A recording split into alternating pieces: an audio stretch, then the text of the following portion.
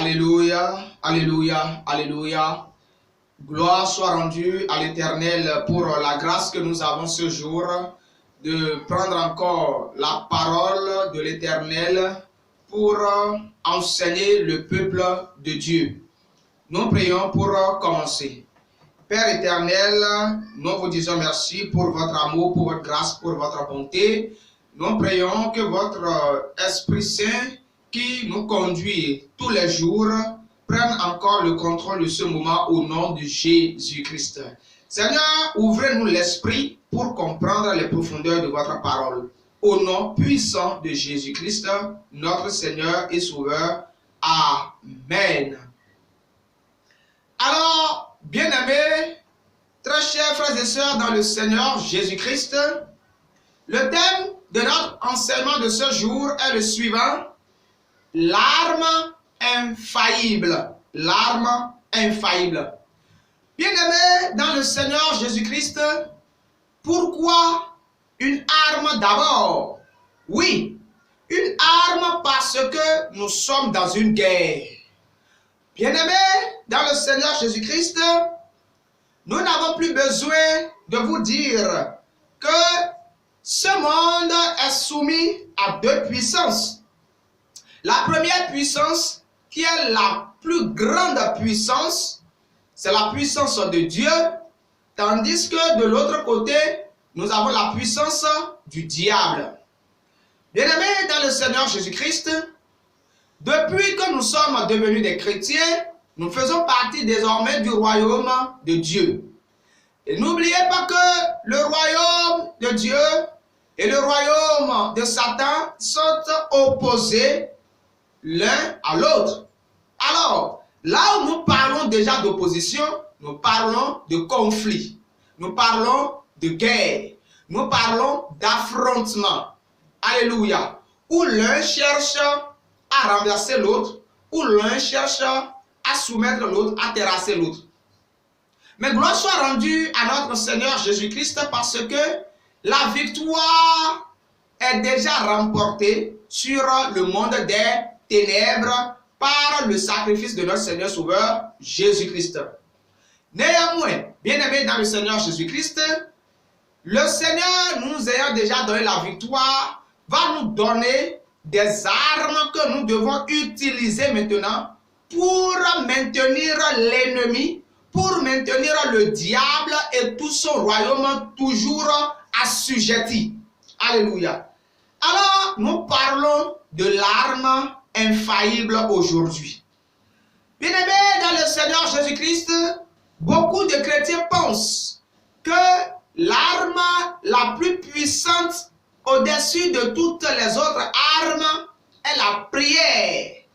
Oui, la prière est une arme très puissante, c'est vrai. Mais l'arme la plus puissante, nous allons la découvrir dans la parole de Dieu, c'est l'arme que nous appelons l'unité. Alléluia. L'unité. Bien-aimés dans le Seigneur Jésus-Christ, nous allons prendre un exemple dans la parole de Dieu, où Dieu lui-même va rendre témoignage à la force de l'unité. Je précise très bien, Dieu lui-même va rendre témoignage à la force de l'unité qu'il a trouvée, non pas chez des chrétiens, mais chez des païens d'alors. Nous allons dans la parole de Dieu. Tournons la page de nos Bibles dans le livre de Genèse, le chapitre 11. Genèse, le chapitre 11. Nous lisons à partir du premier verset. Voici ce qui est écrit. Toute la terre avait une seule langue et les mêmes mots. Première chose que nous comprenons là, même langage, même mot. Ça veut dire que tous les hommes à l'époque, lorsque on les voyait, ils disaient exactement les mêmes choses. Alléluia. Lorsque tu prenais quelqu'un et tu l'écoutais parler, tu vas chez un autre, tu vas aussi l'entendre dire les mêmes choses. Le verset 2. Comme ils étaient partis de l'Orient, Ils trouvèrent une plaine au pays de Shinéa où ils y habitèrent. Le verset 3. Ils se dirent l'un à l'autre, allons, faisons des briques et cuissons-les au feu. Et la brique leur servit de pierre et le bitume leur servit de ciment. Verset 4.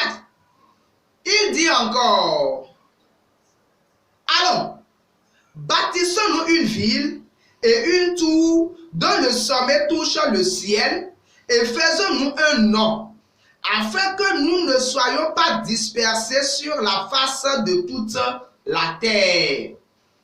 Retournons un peu en arrière pour comprendre quelque chose. Dieu, le Tout-Puissant, le Créateur des cieux et la terre, le Créateur de l'être humain, va donner cet ordre à l'homme. Allez, soyez féconds, multipliez-vous, remplissez toute la terre et assujettissez-la. Mais ces hommes, à cette époque, lorsqu'ils vont se retrouver dans la plaine de Shinéa, ils vont se rebeller contre Dieu, contre le plan original de Dieu. La question d'abord, bien-aimée, est la suivante. Un homme a-t-il la force de renverser le plan de Dieu? C'est là la question d'abord, oui ou non? Parce que Dieu est tout puissant. On dira que c'est impossible que l'homme puisse renverser le plan de Dieu. Mais voici des hommes comme vous et moi, qui ne voulaient pas obéir à Dieu et qui étaient sur le point de renverser le plan originel de Dieu, qui est de voir les hommes se répandre sur toute la surface de la terre. Pourquoi? Ces hommes, dans l'unité, je précise très bien, dans l'unité, ils vont dire, nous allons nous fixer un objectif. Leur objectif, c'était de ne pas se répandre sur toute la terre. C'était simplement de se bâtir une ville et une tour qui va toucher le ciel. Écoutez, c'est extraordinaire. Il dit une ville et une tour dont le sommet touche au ciel.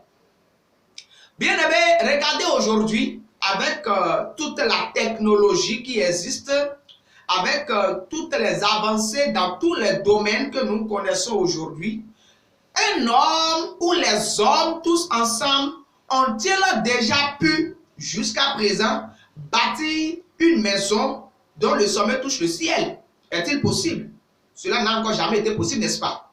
Même avec les avancées les plus extraordinaires que les astronautes sont en train de connaître tous les jours, besoin de faire tous les jours, est-ce qu'ils ont déjà pu toucher le sommet du ciel? Mais écoutez, ces hommes à l'époque, sans la technologie qui existe aujourd'hui, ils vont faire quoi? Ils vont juste faire des briques et ils vont chercher du ciment. Pour faire quoi? Pour bâtir une ville et une tour dont le sommet va toucher le ciel. Pour nous, aujourd'hui, nous allons dire que c'est de l'utopie. C'est impossible. Chose impossible. Mais, voici ce qui va se passer dans le verset 5. La Bible dit, l'Éternel descendit pour voir la ville et la tour que bâtissaient les fils des hommes. Vous comprenez ici que ces gens n'avaient pas parlé seulement. Non. Quand ils se sont fixés cet objectif et ils ont décidé de bâtir une ville, alors, bien aimés dans le Seigneur Jésus-Christ, ils vont se lever dans l'unité. Comme un seul homme, eux tous, main dans la main, sans discorde, sans dispute. Ils vont se lever et ils vont se mettre maintenant à exécuter leur plan, leur projet. Et Dieu va descendre. Pour faire quoi? Pour venir constater ce que les fils des hommes étaient en train de faire. Le verset 6, la Bible dit, et l'Éternel dit, voici, ils forment un seul peuple et ils ils ont tous une même langue. Et c'est là ce qu'ils ont entrepris. Maintenant, rien ne les empêcherait de faire tout ce qu'ils auraient projeté. Alléluia. Bien-aimés dans le Seigneur Jésus-Christ, Dieu, pour la première fois ici, va rendre témoignage à la force et à la puissance de l'unité. Pourquoi? Dieu dit, ils forment un seul, un peuple. Ils ne forment pas deux peuples. Comme vous et moi aujourd'hui, chrétiens que nous sommes dans le Seigneur Jésus-Christ, nous formons un seul peuple avec le royaume des cieux. Nous formons un seul peuple avec le royaume des cieux. Mais, qu'est-ce que nous constatons aujourd'hui? En tant que chrétiens, dans la réalité des faits, parce que ce que je viens de dire, c'est l'idéal ça. L'idéal est que nous formons tous un seul peuple avec le royaume des cieux, n'est-ce pas?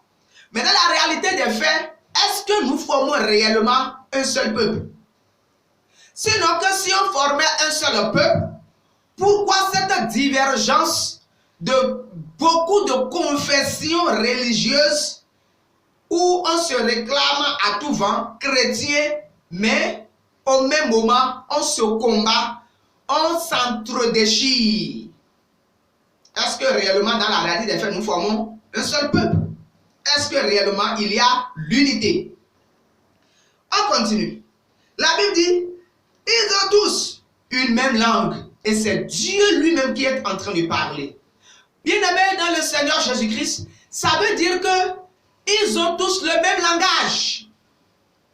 Mais la question est de savoir, aujourd'hui, même parmi les serviteurs de Dieu que nous sommes, avons-nous le même langage sur les sujets spirituels, les sujets de la parole de Dieu qui nous réunit? Parce que c'est la parole de Dieu qui nous réunit.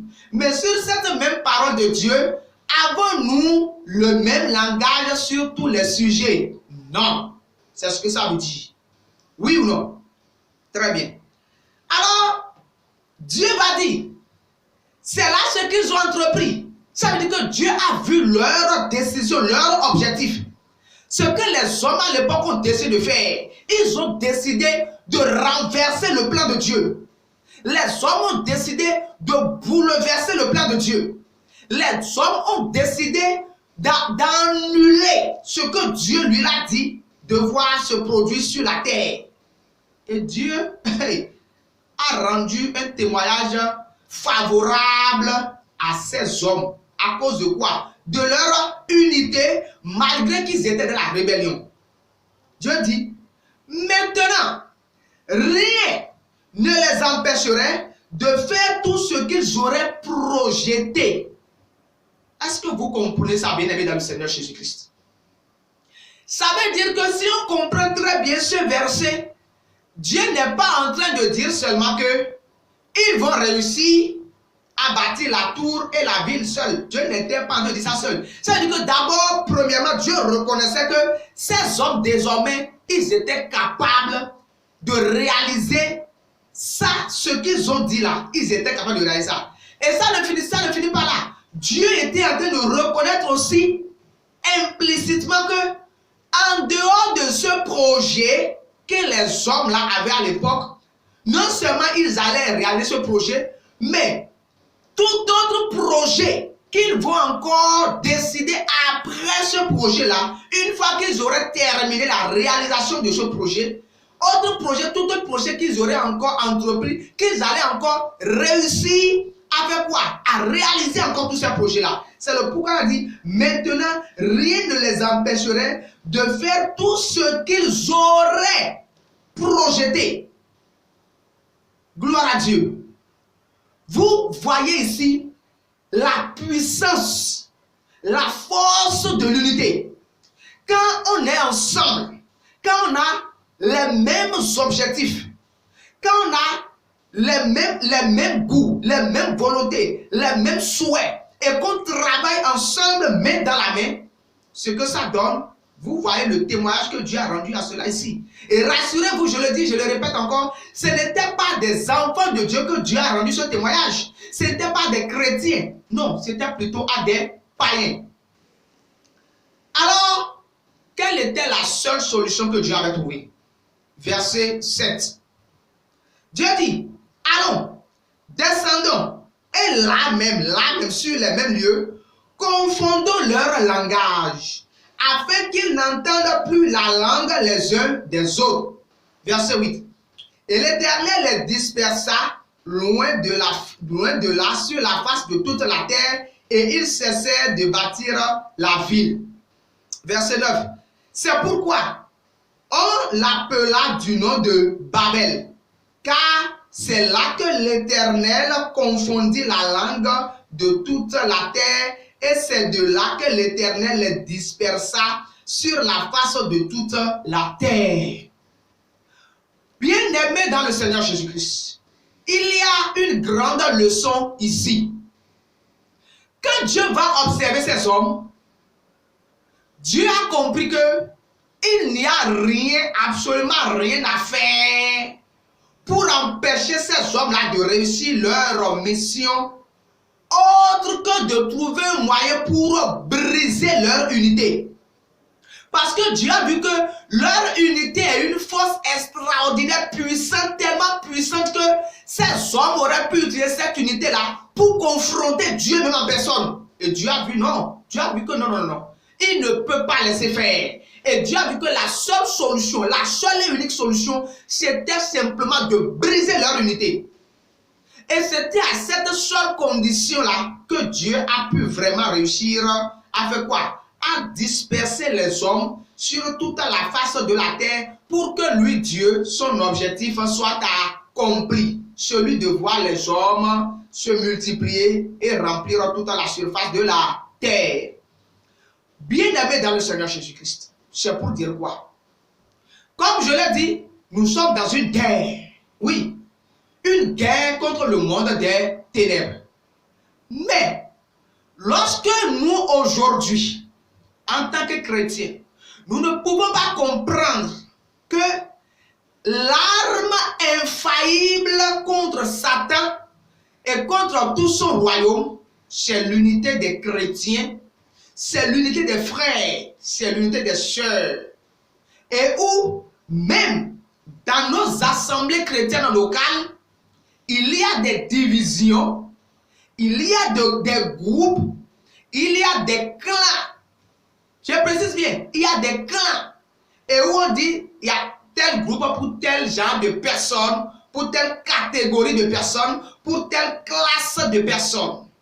Bien-aimés dans le Seigneur Jésus-Christ, dites-moi, comme cela, comment est-ce que nous pouvons vraiment réussir à imposer notre suprématie au monde des ténèbres pendant que nous sommes dans la division? Alors, je vais vous poser une question. La question que Jésus avait posée aux pharisiens à l'époque. Un royaume qui est divisé en lui-même, pourra-t-il subsister? C'est la question que Jésus avait posée aux pharisiens à l'époque. Si en tant que chrétiens aujourd'hui, nous prions dans tous les sens, nous crions à gauche, à droite, jeûner, prière, campagne d'évangélisation ici, la croisade par ici, par là, séminaire à gauche, à droite, tout ce que nous connaissons là. Et que dans tout cela, nous ne sommes pas unis, nous ne sommes pas ensemble. Bien-aimés dans le Seigneur Jésus-Christ, je vous pose encore la question une deuxième fois. Pouvons-nous réussir dans ces conditions à imposer notre suprématie au monde des ténèbres? Il n'est donc pas étonnant, je précise très bien, il n'est donc pas étonnant de constater aujourd'hui que ceux qui sont à des positions élevées dans ce monde, ce sont les païens. Oui, ce sont les païens. Écoutez, pourquoi les chrétiens aujourd'hui sont incapables de défier les puissances sectaires où les francs-maçons sont à la tête de tout dans le monde? Et c'est eux qui font la loi. C'est eux qui décident de tout. C'est eux qui gouvernent le monde. Pourquoi? Lorsque vous allez dans ces loges, allez-vous découvrir la discorde là-bas?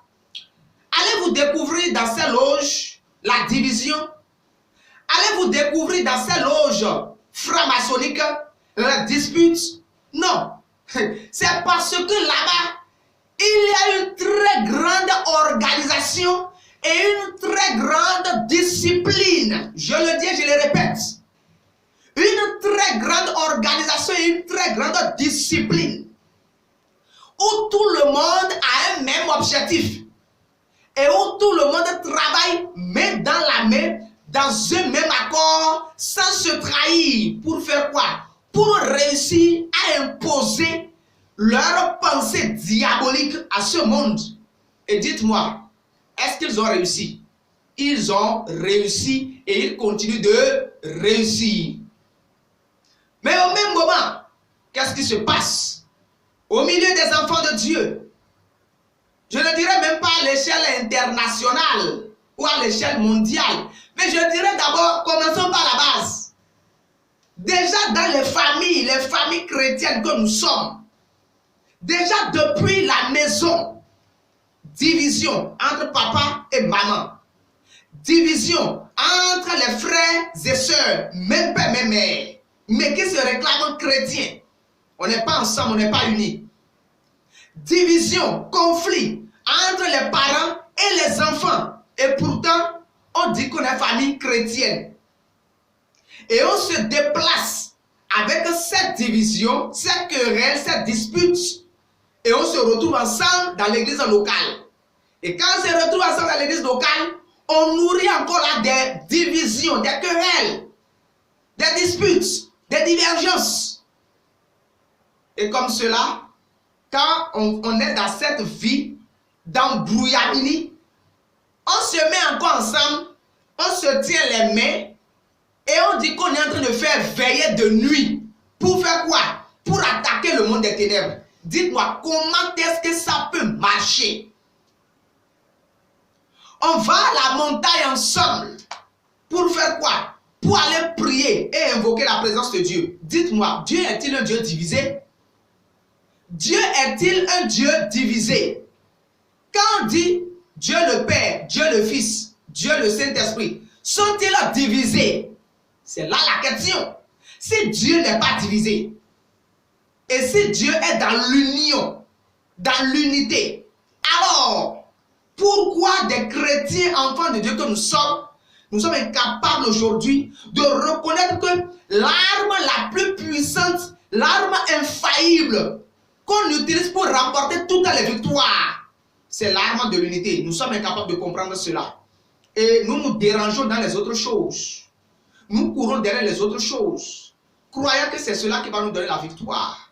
Bien-aimés dans le Seigneur Jésus-Christ, des païens qui n'étaient pas sauvés, des païens qui n'étaient pas sanctifiés, je précise, qui n'étaient pas sanctifiés, des païens qui étaient dans la rébellion, ils ont fixé un objectif dans l'unité et ils étaient sur le point d'accomplir leur mission. Et Dieu a trouvé le moyen de briser leur union, leur unité, afin de les empêcher de faire ce qu'ils voulaient faire. Ça veut dire que maintenant, bien plus encore, pour nous qui sommes des chrétiens maintenant, nous qui sommes des enfants de Dieu, nous qui avons la puissance du royaume des cieux, imaginez ce que nous aurions pu faire dans ce monde si nous étions tous un, si nous étions vraiment dans l'unité. Croyez-vous que le monde des ténèbres aurait atteint cette proportion aujourd'hui si l'Église était réellement dans l'unité? Croyez-vous que le monde des ténèbres aurait atteint cette dimension aujourd'hui? Croyez-vous que les francs-maçons, les rosicruciens seraient en train de gouverner le monde aujourd'hui si l'Église, à la base, jusqu'aujourd'hui, était réellement dans l'unité? Je suis extrêmement désolé de constater quelque chose. La plupart du temps sur les réseaux sociaux, il est vrai que Dieu a dit qu'il y aura des faux prophètes. Il est vrai. Nous en sommes tous conscients. Il est vrai que Dieu a dit de ne pas prendre part aux œuvres infructueuses des ténèbres, mais plutôt de les condamner, de les dénoncer. C'est vrai. Mais, à quoi sert-il aujourd'hui, en tant que chrétien, de se bagarrer les uns contre les autres? À quoi sert-il, en tant que serviteur de Dieu à divers niveaux, de s'attaquer ou j'appelle publiquement le nom de mon frère ou le nom de ma soeur qui est serviteur ou bien servante de l'Éternel, et je le discrédite publiquement sur les réseaux sociaux, je le vilipende publiquement sur les réseaux sociaux. Quand il fait mal, c'est normal que je l'appelle à la repentance. Je le répète, quand il fait mal, c'est normal que je l'appelle à la repentance. Mais, de là à chercher volontairement à le honir, à le détruire, dites-moi, après tout, même s'il est dans l'erreur, il est un soldat quand même dans le royaume de Dieu. Et quelle loi dans la parole de Dieu vous pouvez utiliser? Quel verset vous pouvez utiliser dans la parole de Dieu pour démontrer que l'homme est infaillible ou que le serviteur de Dieu est infaillible? Dites-moi, quel verset pouvez-vous utiliser? Alors, bien au contraire, nous avons vu ce qui s'est passé, par exemple, entre Paul et Pierre, où Pierre, en tant que devancier de Paul, va commettre une erreur d'hypocrisie. Mais qu'est-ce que Paul va faire? Paul va exposer cela, mais pas de la façon dont nous voyons cela aujourd'hui. Mais Paul l'a fait avec amour. Pourquoi? Parce que voulant que son frère revienne à la repentance. Gloire à Dieu. Mais aujourd'hui, qu'est-ce qu'on cherche à faire? On cherche à terrasser l'autre. On cherche à salir l'image de l'autre serviteur de Dieu. Et pendant qu'on est en train d'agir ainsi, pour que les chrétiens qui étaient en train de suivre l'autre, mais qui sont encore faibles, qui n'ont pas encore la maturité spirituelle, qui puissent se détourner de l'autre pour suivre soi. Qu'est-ce que cela veut dire? Alléluia. Gloire à Dieu. Et ça fait que aujourd'hui, le monde des ténèbres est en train de gagner du terrain. Bien-aimés dans le Seigneur Jésus-Christ, il est temps, par la grâce de Dieu, que nous revenions dans l'unité. Je dis bien dans l'unité, que nous revenions à l'unité. Pourquoi? Parce que même les apôtres, avant qu'ils ne reçoivent le Saint-Esprit, ils étaient ensemble, priant ensemble, jeûnant ensemble, dans l'unité. Le Saint-Esprit n'était pas allé les chercher chacun dans son coin. Non, le Saint-Esprit était venu sur eux pendant qu'ils étaient dans l'unité. Et Jésus me va faire une promesse. Il dit, là où 2 ou 3 sont réunis ensemble à mon nom. Donc Jésus parlait de quoi? De l'unité. Il dit là, moi, je suis au milieu d'eux. Ça veut dire que Jésus n'est pas dans la division. C'est le pourquoi la parole déclare qu'un peut chasser 1000, mais que 2 chasseront 10 000. Alléluia. La puissance de l'unité. 1 chasse 1000, 2 seulement. En principe, dans les mathématiques, 2 devraient chasser 2000. Oui ou non? Mais selon le calcul de Dieu, 2 chasseront 10 000. Imaginez la force de l'unité. La puissance de l'unité. Bien-aimés dans le Seigneur Jésus-Christ, il est temps que nous comprenions que l'arme infaillible aujourd'hui contre le monde des ténèbres, pour que le monde des ténèbres puisse reculer et que le royaume de Dieu puisse avancer, il est important que les chrétiens se réunissent dans la vérité, dans l'amour, dans la sainteté, dans l'unité. Et lorsque l'autre commet des erreurs, avec amour, on le redresse, on le reprend, pour que lui aussi, en tant que soldat, il puisse demeurer debout, afin que nous tous, main dans la main, depuis nos maisons, depuis nos ménages, passant par nos églises locales, et ceci sur le plan mondial, nous puissions vraiment réussir à imposer notre système qui est le système du royaume des cieux au système du monde des ténèbres pour tenir ce dernier assujetti jusqu'au retour de notre Seigneur et Sauveur Jésus-Christ. Que la paix de l'Éternel soit le partage de chacun de nous. C'était la voix de votre bien-aimé, votre serviteur, le serviteur de l'Éternel, Moïse Adjion, qui vous répond au 00229 97 92 09 38. Que la paix soit avec vous. Shalom.